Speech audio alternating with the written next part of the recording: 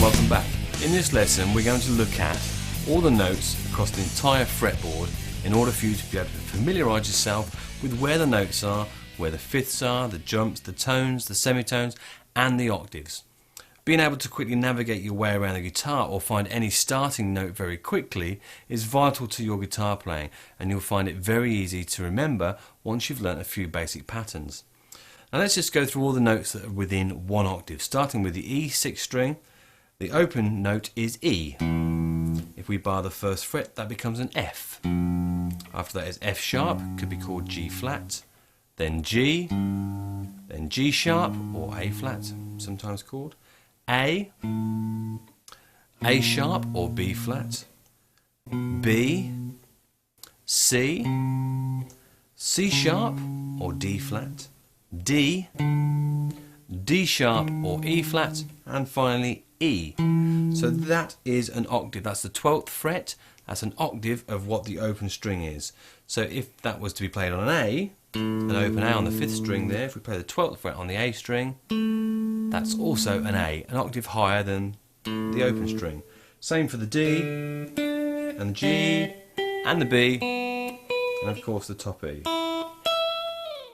So now we just want to learn one pattern, one octave of notes, from E to E or A to A or D to D, it doesn't matter, just learn one set of notes, and then wherever you are on the fretboard you should be able to identify what the next note is, be it sharp or flat, up or down, once you get used to the patterns.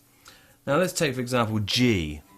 Now if we go up, just remember we sharpen things up. If you want to sharpen a knife, say, let's sharpen that knife up. You don't sharpen something down, so you sharpen up. So I would call that G sharp. Now if you come from A, another way to remember what that note is also called, if you go down on something, you flatten something down. So that becomes A flat. So A flat and G sharp are the same note.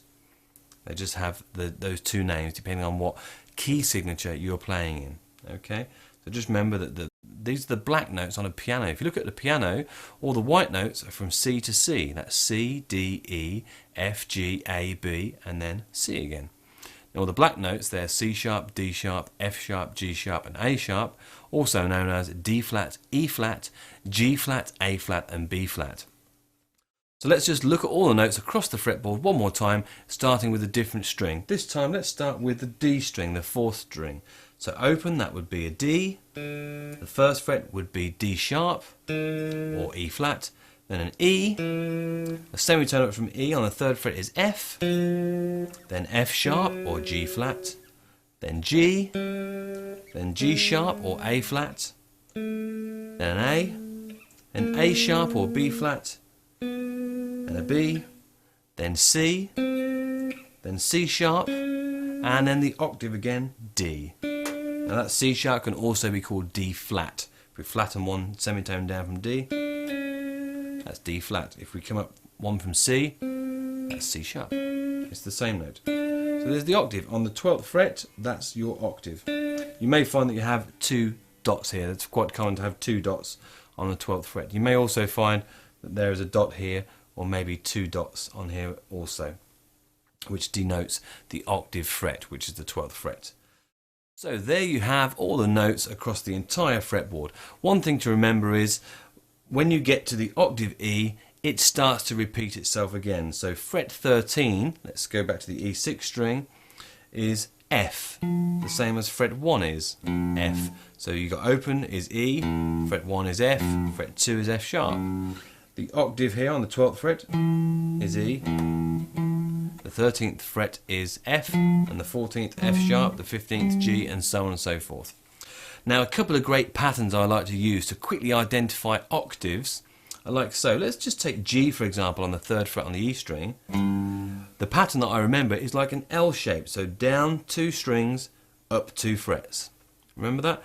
Down 2 strings, up 2 frets. It makes kind of an L-shaped pattern, and that is an octave of G. From the E6 string, if you go down 2 strings and up 2 frets, that's also an octave. Let's just move a hand around here to play this. G, octave G. Very handy and very quick. Now Now this also works playing from the A string. Wherever you are on the A string, let's go to the 5th fret on the A string. That would be the note of D. Down 2 strings and up 2 frets. That's also a D there on the 7th fret on the G string. So the 5th fret on the A string, that's a note of D, and the 7th fret on the G string, that's also a note of D, using that same L-shaped pattern. See that? Down 2 strings, up 2 frets, L shape. Now when you move to the D string, because we're going to incorporate the B string, the tuning is slightly different, so it's actually up 3 frets. So it's still down 2 strings, so this is on the 5th fret here, that would be a G. So if we go down 2 strings and up 3 frets, that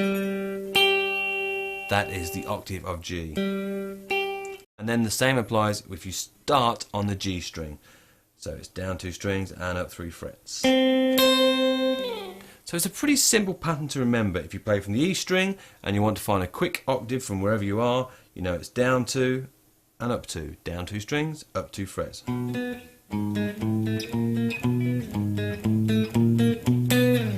Same applies for the A string.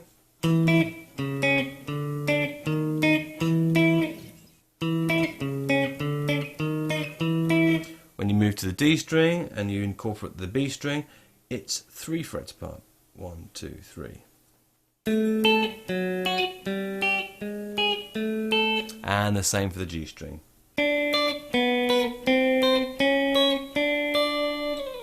So there's a quick glance at octave notes using shapes.